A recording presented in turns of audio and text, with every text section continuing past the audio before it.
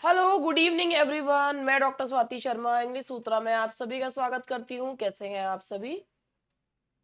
और आज हमारी ट्रायल सीरीज का है नाइन्थ डे है ना ये? हाँ, डे 9 है आज। पैसे वाली चीज पहले दिखा दी हमने, पहले दिखाना चाहिए था हमें ये यूपी एलटी ग्रेड का और यूपी पीजीटी का हमारा जो चल रहा है। आजकल मेरी तबीयत जरा थोड़ी सी ठीक नहीं चल रही है, गला वाला बैठा हुआ है, तो मेरी कोयल जैसी आवाज कौआ जैसी हो रही है। आप लोग एडजस्ट कर लीजिएगा। डे 9 है और इसी के साथ ही मैं आप लोगों को बिना कुछ ज्यादा की फालतू की बकवास करे हुए और जो है हमारा तो वो हाल है, चाहे हम बकवास करें या ना करें, मगर हमारी पर्सनैलिटी ऐसी है कि लोग इतना ज्यादा इन्फिनिटी कॉम्प्लेक्स में आ जाते हैं कि हमारी तो सही बात भी बकवास लगने लग जाती है। क्या करूं मैं, बताइए। ठीक है, तो ये इतनी जानदार पर्सनैलिटी होना भी बेकार ही है वैसे। I am not joking. चलिए क्वेश्चन नंबर 1 देखिए। आज मैंने ना ये 4 राइटर्स लिए हैं।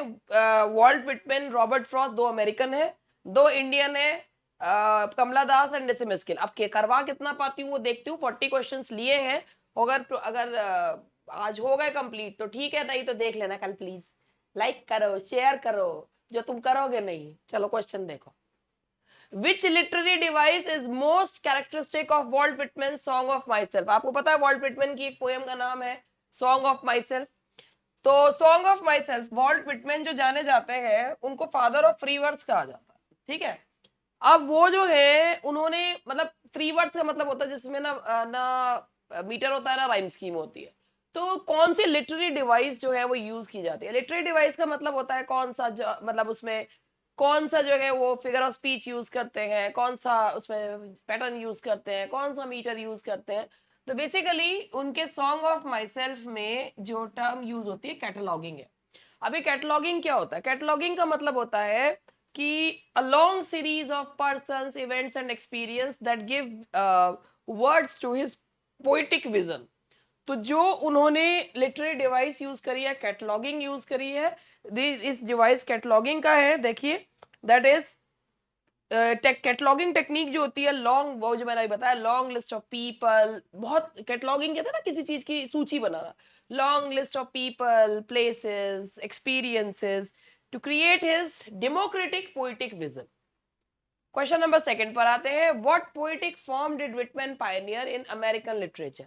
देखिए, वॉल्ट विटमैन जो है वो कहे जाते हैं फादर ऑफ फ्री वर्ड्स, और जिसको हम एक और नाम से पुकारते हैं दैट इज वर्ड्स लिब्रे, यानी कि वर्ड्स जो हर तरीके के मीटर राइम से मुक्त हो। In O Captain, My Captain, the ship symbolizes America during the Civil War. Whitman's poetry, the Atlantic Ocean या democratic ideals। आपको मैं एक चीज बताऊं, ओ कैप्टन माय कैप्टन जो है वो एक एलिजी है। किस पर लिखी गई है? अब्राहम लिंकन पर लिखी गई है। अब्राहम लिंकन पर लिखी हुई ये एक एलिजी है। और इसमें क्या करा गया है कि जो अमेरिका है उसको तो शिप कहा है, और जो कैप्टन है वो अब्राहम लिंकन को कहा है। और पूरी पोयम में एक्सटेंडेड मेटाफर यूज किया गया है। इस टेक्निक को हम एक्सटेंडेड मेटाफर भी कहते हैं। जब थ्रू आउट द पोयम आप कंपैरिजन करते चले जाते हैं, उसे एक्सटेंडेड मेटाफर जो है वो कहा जाता है। ठीक है जी। चलिए इसके बाद हम आगे बढ़ते हैं, क्वेश्चन नंबर 4 पे आते हैं। Whitman's When Lilacs Last in the Doria Bloomed is classified as epic, pastoral, dramatic या lyrical ballad। देखिए, When Lilacs Last in the Doriad Bloom ये भी उन्हीं के लिए लिखी गई है। ये पूरा टिपिकल सेंस में पेस्टोरल एलिजी नहीं है, बट इसको एक एलिजी है। कुछ सेंस में इसे पेस्टोरल एलिजी कंसिडर करा जाता है। वैसे आपको पता होगा कि जो पेस्टोरल एलिजी होती है उसमें एक शेफर्ड दूसरे शेफर्ड की मृत्यु पर विलाप करता है, लेकिन ये पूरी तरीके से पेस्टोरल एलिजी नहीं है, मगर फिर भी इसमें जो है यहाँ पर चूंकि पेस्टोरल सीन्स वगैरह यूज करे गए। Which technique is not typical of Whitman's poetic style? तो भाई आप देखिए कौन सा इनका टेक्निकल मतलब कौन सा स्टाइल नहीं है। पैरेललिज्म है, एनाफोरा है, बिब्लिकल कैडेंसेस है, क्या नहीं है? Regular stanza pattern. अगर रेगुलर स्टैंजा, भाई पैरेललिज्म का मतलब होता है। अच्छा एक और आपको बात बताती हूँ, वॉल्ट विटमैन जो है ना वो बाइबल, किंग जेम्स बाइबल से बहुत ज्यादा प्रभावित थे। बाइबल में जिस तरीके से जो है वो हिम्स को लिखा जाता है उससे वो बहुत प्रभावित थे और वो उस पैटर्न को यूज किया करते थे अपनी पोएम्स में, और किंग जेम्स बाइबल से वो बहुत प्रभावित थे। वो जो उसका लिखने का तरीका था, यानी कि किंग जेम्स बाइबल जिस तरीके से लिखी गई थी, he used to follow that pattern in his poems. The democratic ideals in Whitman's poetry are best expressed through aristocratic imagery, inclusive catalogs of all people, religious symbolism या classical mythology।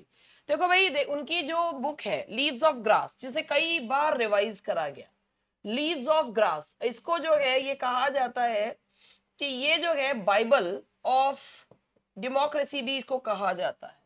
The Bible of democracy इसको कहा जाता है। कई बार इसे कई editions आए लगातार, वो इसको में इसमें इसमें जो है कुछ पोएम्स जो है वो ऐड ऑन करते रहे। और जो इसमें ग्रास है, it is the symbol of grass, democracy, people का सिंबल है। तो डेमोक्रेटिक आइडियाज जो है उनके इंक्लूसिव कैटलॉग्स, यानी कि उन्होंने बहुत large variety of person, people and experiences जो अपने उन्होंने डेमोक्रेटिक आइडियल्स को बताने के लिए यूज किए।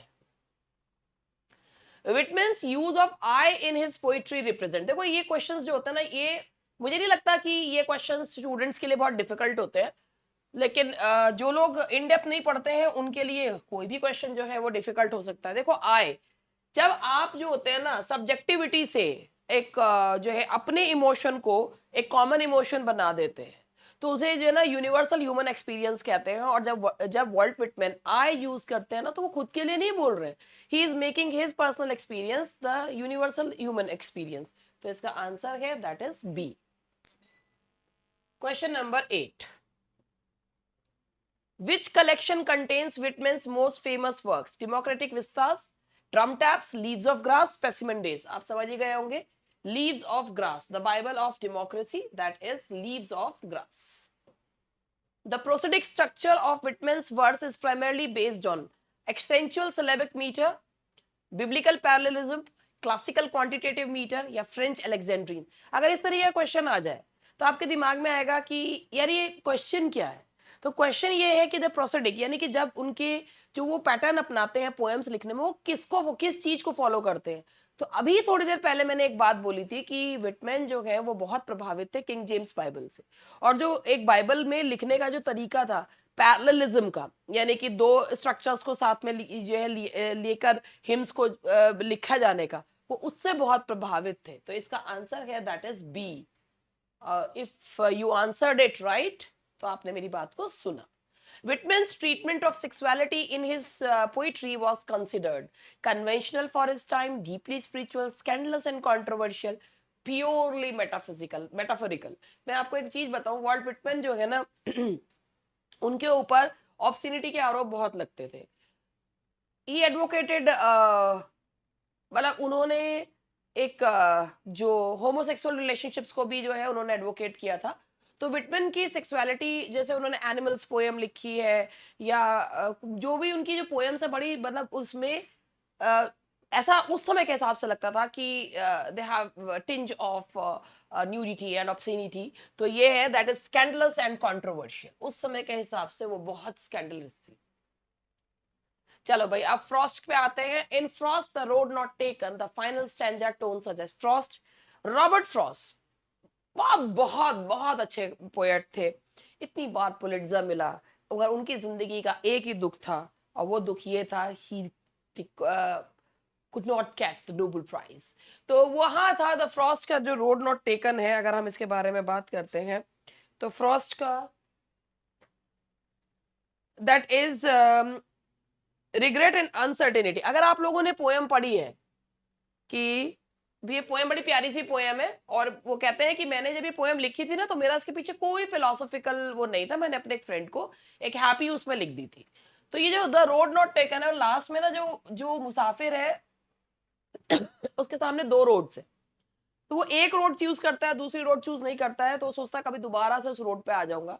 But he regrets for not choosing the other road. क्यों? क्योंकि जो रास्ता हम छोड़ देते हैं बहुत मुश्किल ही होता है कि उस पर हम दोबारा आते हैं।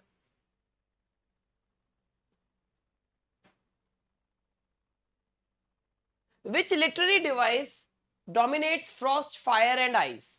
Personification, सिंबलिज्म, ओनोमोटोपिया या हाइपरबोली। देखो फायर और आइस में ना दोनों में जो है, एक है इसमें एक जेलसी है और एक हेट्रेड है। ये फायर ऑफ जेलसी है, fire is the symbol of jealousy and ice is the symbol of hatred. कहते हैं ना, मतलब जो नफरत होती है ना वो बर्फ की तरह ठंडी होती है और वो इंसान को ना तड़पा तड़पा के मारती है, और जो जेलसी है वो जला जला के मारती है। तो ये जो फायर एंड आइस है वो सिंबलिज्म है। So the answer is B, symbolism. ये कितनी प्यारी सी पोयम है, stopping by woods on a snowy evening. ये फ्रॉस्ट कहते हैं। मैंने ये पोयम कोई बहुत सोच समझ के नहीं लिखी थी, but it is a very beautiful poem. और ये पोयम जो है ना, इसमें कहीं ना कहीं एक डार्क रोमांटिसिज्म है। You can see the tinge of dark romanticism. Dark romanticism का मतलब था कि वी पीपल, मतलब एक we are fallible to guilt and all that things. तो ये जो चीज है ना, stopping by woods on a snowy evening, ये किसमें है? Blank free verse, blank verse, rhyming quatrains, heroic couplet. तो आप लोगों ने the woods are lovely, dark and deep, but I have promises to keep, miles to go before I sleep, miles to go before I sleep। एक stanza मैंने बोला भी। तो ये ना रिदमिक क्वाट्रेंस हैं, है ना। और ये पोयम जवाहरलाल नेहरू जी की पसंदीदा पोयम्स में थी, और खासतौर पे यही वाला स्टैंजा। तो उसमें जो है उन्होंने ये लास्ट का स्टैंजा भी था कि but I have promises to keep, miles to go before I sleep and miles to go before I sleep। Frost's use of nature imagery primarily serves to celebrate pastoral beauty, explore philosophical themes, describe seasonal changes या promote environmental। Frost कहते हैं कि I am basically a nature poet. I am basically a poet of nature and human beings. There are only two poems in which I haven't used human beings। और Frost को homespun philosopher भी कहा जाता है, waste running book poem के लिए उनकी। तो उनकी जो है बेसिकली, अगर उन्होंने नेचर के साथ, मैंने कहा रोमांटिक पोएट्स हैं या अमेरिकन रोमांटिसिज्म को बताते हुए हैं, तो फिलोसॉफिकल आए थीम्स को बताते, philosophical themes. The promises to keep in stopping by woods represent miles to go before but I have promises to keep। यानी कि ये आप सभी को पता होगा, that is life's duties and responsibilities। You cannot fall victim to momentary clamor or momentary trap, because in our life we have so many duties and responsibilities and we cannot surrender to momentary passions। Frost poetry is characterized by experimental modernist technique, traditional forms with complex meaning, stream of consciousness या imagist principles। तो इसका है Frost की poems को अगर हम देखें तो जैसे उन्होंने जो पोएम लिखते हैं तो बेसिकली वो ट्रेडिशनल फॉर्म्स को ही यूज करते हैं विद कॉम्प्लेक्स मीनिंग्स, और उनके उसमें एक मीन सिंबलिज्म काफी जो है वो देखने को मिलता है। The duality in Frost, fire and ice reflects human emotions and their destructive power, यानी कि jealousy and hatred।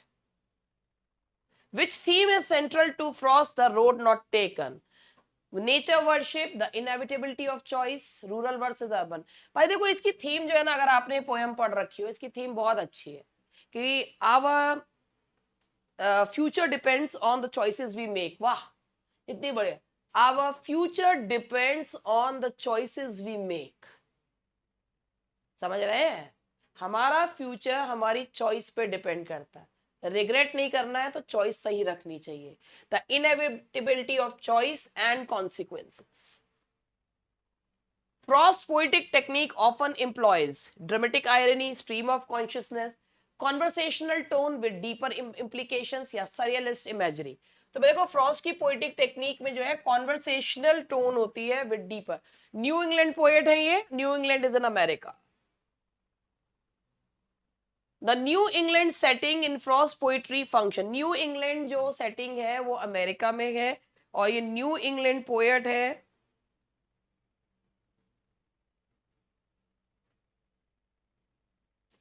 The New England setting in Frost poetry functions as mere geographical backdrop, symbol of American values, metaphor for universal human experience. वही है इसका answer, and that is भाई देखो new England setting जब वो देते हैं तो वही जैसे वॉल्ट विटमैन का था ना, आई से अपने इमोशंस को universal human experience banana, in the same way यहाँ पर भी यही है, metaphor for universal human experiences. ठीक है जी, तो ये हुए हमारे 20 क्वेश्चंस। अब आप लोगों को मैं थोड़ा सा जो है अपने क्या करें यार, दिखाना तो पड़ता है ना। अब जिसको लेना है वो लेगा, जिसको नहीं लेना है नहीं लेगा, हमारा क्या है, हमें पता तो दे कम से कम। देखो भैया पहली बात ये है, ये होती है एक हॉल ऑफ फेम होता है, जिसमें जो होते हैं ना, जो स्टूडेंट्स होते हैं, हमारे स्टूडेंट्स भी ना हमें मैसेजेस करते हैं, कई बार उन्हें गुस्सा भी आ जाता है कि मैम जो है ना हमारे मैसेजेस कई बार दिखाती नहीं है। अब होता क्या है कि कई बार चीज़ें जो होती है ना वो इतनी बड़े बड़े मैसेजेस हो जाते हैं, और वो है, मगर मैं अपने स्टूडेंट्स को दिल से अप्रिशिएट करती हूँ, और वो मुझे जितना मान देते हैं उसके लिए मैं बहुत उनकी आभारी हूँ। और मैं एक चीज़ ये बताती हूँ, देखो भाई ये जो स्टूडेंट्स है ना, मैं आपको एक चीज़ बताती हूँ, देखो इनकी अपनी भी मेहनत है। कोई टीचर सबको एक सा पढ़ाते हैं, मगर जब वो कोई एग्जाम में एक सीट लेते हैं तो उनकी खुद की मेहनत बहुत ज्यादा होती है। और सबसे पहले पता है क्या होता है, और बताओ क्या होता है, एक अपने अंदर एक विश्वास ये पैदा करना कि हाँ हम कर सकते हैं, हम आलतू फालतू चीजें ना करके अपनी जो है मतलब अपनी, देखो नेगेटिव सोचना और नेगेटिव बोलना बहुत आसान काम है, लेकिन अगर उससे कुछ फायदा हो तो कोई वो है भी। अगर मान लो तुम किसी के लिए जो है किसी और कोचिंग इंस्टीट्यूट वाले के लिए जो तुम काम कर रहे हो, वो तुम्हें 10-5 हजार 5 से 6 हजार रुपए दे, उससे तुम्हारा घर थोड़ी चल रहा है। ठीक है, कि तुमसे कह के किसी को इस पे कर ले कि भाई तुम इस चैनल पे लिख कर आओ, हम तुम्हें इतने पैसे देंगे उतने पैसे देंगे, इससे किसी का घर थोड़ी चल जाता है, और शायद उन्हें वो करना भी नहीं। लेकिन उनसे जो है देखकर बहुत सारे लोग अपना दिमाग खराब कर लेते हैं कि भाई ऐसा है तो ये चीज है, हम भी ये वाकई में वो अपना एक माइंडसेट बना लेते हैं गलत, तो उससे उन्हें फायदा हो रहा होगा, मगर जो वाकई में पढ़ने वाला व्यक्ति है ना, उसे इस नेगेटिव माइंडसेट से, किसी की बुराई भलाई से उसे कोई लेना देना नहीं होना चाहिए। उसे खुद स्वयं की भलाई सोचनी चाहिए, उसे सोचना चाहिए कि मैं अपनी लाइफ में हीरो कैसे बनूं, मैं अपनी लाइफ में हीरो कैसे बनूं, मुझे क्या जरूरत पड़ रही है किसी को विलन बनाने की या किसी को हीरो बनाने की, मैं अपनी लाइफ में हीरो कैसे बनूं। और लाइफ में हीरो अगर बनना है तो जो तुमने गोल सोचा है ना, उसको अटेन करने के उसमें चलो, तुम अपनी प्रॉपर स्ट्रैटेजी बनाओ, तुम ये सोचो कि तुम्हें किस तरीके से चीजों को निकालना है, क्योंकि बात वही है, जब सब पेट भरा हुआ होता है उसके बाद तो 10 बुराई करवा लो किसी से भी, और लेकिन उस बुराई से जिसका पेट खाली है उसको कोई फर्क नहीं पड़ने का। तो यही बात मैं आप लोगों को समझाना चाहती हूँ कि अपना गोल निश्चित करो, अपनी लाइफ के हीरो खुद बनो। और भाई देखो ऐसा है कि those who wish to buy, अगर लगता हो कि मेरा बैच खरीदने लायक है, ऐप डाउनलोड करने लायक है, तो आप प्लीज इंग्लिश सूत्रा पे यू आर मोस्ट वेलकम। आप ऐप डाउनलोड करिए, आपको ये देखने कितनी क्लासेस हो गई आप देख सकते हैं, लॉक्ड है मगर आप ये देख सकते हैं। इसके अलावा अगर आपको ये कोई इंक्वायरी करनी हो कि भाई हमें बैचेस के बारे में जानकारी चाहिए, आप पूरी तसल्ली से जानकारी लीजिए। इवन जब आप बैच खरीद लेते हैं हम उसके बाद भी पूरा आपका सपोर्ट करते हैं, ये नहीं कि एक बार हमारे स्टूडेंट बन गए तो हमें कोई मतलब नहीं है। आप पहले तसल्ली से जानकारी कीजिए कि क्या कौन से बैच अवेलेबल हैं, क्या कर सकते हैं। 7895937338 पर आप बिल्कुल इंक्वायरी कर सकते हैं, जान सकते हैं किस प्रकार के कॉल करके, मैसेज मत करिएगा, मैसेज मत खोलिए खेलिएगा, कॉल करिए, और जो है अमित शर्मा जी आपके सारे सवालों के जवाब देंगे। और वो जो है आप ऐप डाउनलोड करिए, जब तक आपका सेटिस्फेक्शन ना हो तब तक आप चीजों को आप पूछिए, आपको क्या करना है, कैसे आप क्या करना चाहते हैं, 5500 वाले में 85 वाले में क्या अंतर है, क्योंकि मैसेज में या मैं जब सुना बोलती भी हूँ ना तो लोग सुनते ना, आधी बात तो सुनते नहीं है। ठीक है चलो, अब मेरे बाकी के क्वेश्चन जो रह गए वो करवा दो। कहाँ गए? 21 कम। अब हम आ गए कमला दास जी पर। देखो कमला दास जी जो है वो भारत की सिल्विया प्लैथ कही जाती है, उनको कन्फेशनल पोइट है वो। कन्फेशनल पोइट का मतलब क्या होता है, the one who writes about his or her personal experiences, the experiences which he or she has gone through. तो और वो भी इतने पर्सनल कि जो पब्लिकली लोग बताना भी नहीं चाहते हैं। तो आप ये देखिए Kamala Das is primarily associated with which mode of poetry, और अभी जैसे मैंने बताया that is confessional poetry. In an introduction, Das assertion, I'm Indian, very brown, addresses racial discrimination, cultural identity, geographic location या caste. देखो भैया, इन इंट्रोडक्शन जो उनकी पोएम है ना, वो मेल जो डोमिनेंस है, पेट्रियार्की है, उस पर चोट करती हुई है, और वो बताए what is the identity of a woman, और जो है वो voice, she has tried to give voice to the voiceless women. Das treatment of female sexuality was, Kamala Das ji ने अपनी पोएम्स में खुलकर उन थीम्स के बारे में, उन टैबूड सब्जेक्ट्स के बारे में बोला जिनके बारे में आज भी लोग बात करना नहीं चाहते. If you have ever read her poem Freaks or Introduction, तो sometimes क्योंकि हमारे सोसाइटी में now we have started speaking up, मगर कई बार ऐसा होता है कि somewhere we get stuck कि इस विषय पे बात कैसे करें, इस विषय को कैसे खुलकर लोगों के सामने लाएं. तो उन्होंने फीमेल सेक्सुअलिटी के बारे में, that is revolutionary and Frank, जब उन्होंने माय स्टोरी अंत्य कथा लिखा है, it was a sensational and it created a stir among the masses. Summer in Calcutta uses the season as a metaphor for political unrest, sexual desire and frustration, urban decay, child. Summer in Calcutta के बारे में अगर आप बात करते हैं तो ये जो इनकी पोएम है ना, अगर आप Summer in Calcutta, इसमें डांस ऑफ द यूनक्स और ये सब भी हैं तो अगर हम इसके बारे में बात करें तो उन्होंने ना इसमें खुल के, बेसिकली उनकी जितनी भी पोएम्स होती थी, कुछ ही पोएम्स को अगर हम छोड़ दें तो मोस्टली पोएम्स में उन्होंने openly she talked about sexual desires. Das confessional technique involves, Kamala Das ji की जो कन्फेशनल टेक्निक है वो क्या बताती है, डायरेक्ट ऑटोबायोग्राफिकल रिविलेशंस. तो आज मैं यही तक करवा रही हूँ, बाकी का अभी कमला दास जी के कुछ क्वेश्चंस निसिम स्किल और कुछ और जोड़ लेंगे, थोड़ा गले में भी दर्द है मेरे, तो कल मिलती हूँ आपसे, इसका पार्ट 2 करवाऊंगी. तो ये पीजीटी और एलटी के कॉमन टॉपिक्स चल रहे हैं. That's all for today, bye bye.